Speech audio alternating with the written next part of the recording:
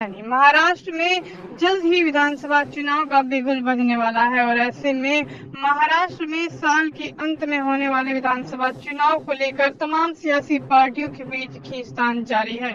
शिवसेना यूबीडी के चीफ उद्धव ठाकरे ने शनिवार को उनका साथ छोड़कर जाने वाले नेताओं को साफ शब्दों में कहा है कि चुनाव बाद उनकी पार्टी में वापसी नहीं होगी।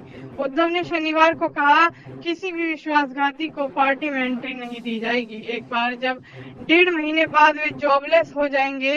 उद्धव ठाकरे ने उन नेताओं को विश्वासघाती बुलाते हैं जो 2022 में शिवसेना के विभाजन के बाद एकनाथ शिंदे के गुट में शामिल हो गए थे। महाराष्ट्र में इसी साल नवंबर में चुनाव होने वाले हैं।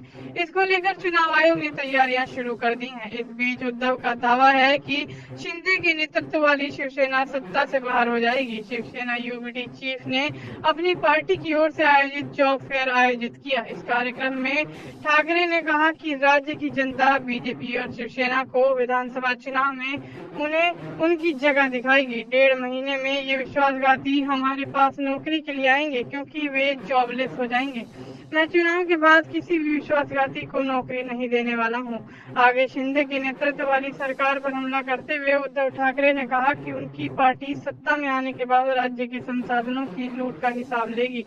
उधर पीएम नरेंद्र मोदी के महाराष्ट्र दौरे को लेकर उद्धव ठाकरे ने कहा कि वह जहां भी किसी परियोजना की आधारशिला रखते हैं वह कभी पूरी नहीं होती है। महाराष्ट्र में 2022 में सरकार को गिराने के बाद कोई भी बड़ी परियोजना शुरू नहीं की गई है। आगे बीजेपी पर हमला करते हुए उद्धव ठाकरे ने कहा कि हमारा हिंदुत्व ऐसा है जो लोगों को कुकिंग गैस देता है, जबकि बीजेपी का हिंदुत्व ऐसा है जो लोगों के घरों को जलाता है। अब ऐसे में महाराष्ट्र विधानसभा चुनाव से पहले उद्धव ठाकरे के इस बयान से महाराष्ट्र की राजनीति में किस तरह की सियासत बनती हुई नजर आती है और ऐसे में ये भी देखना दिलचस्प होगा कि मौजूदा शिंदे सरकार क्या एक बार फिर से सत्ता पर काबिज होती हुई नजर आएगी, क्योंकि नवंबर में विधानसभा चुनाव होना है और विधानसभा चुनाव से पहले विपक्ष का पलड़ा जो है वो भारी होता हुआ नजर आ रहा है और सत्ता पक्ष कहीं ना कहीं कमजोर दिखाई दे रहा है। वैसे में देखना दिलचस्प होगा कि आगामी विधानसभा चुनाव में महाराष्ट्र में किसकी सरकार बनती हुई नजर आती है। फिलहाल आपको इस मुद्दे पर क्या कुछ लगता है,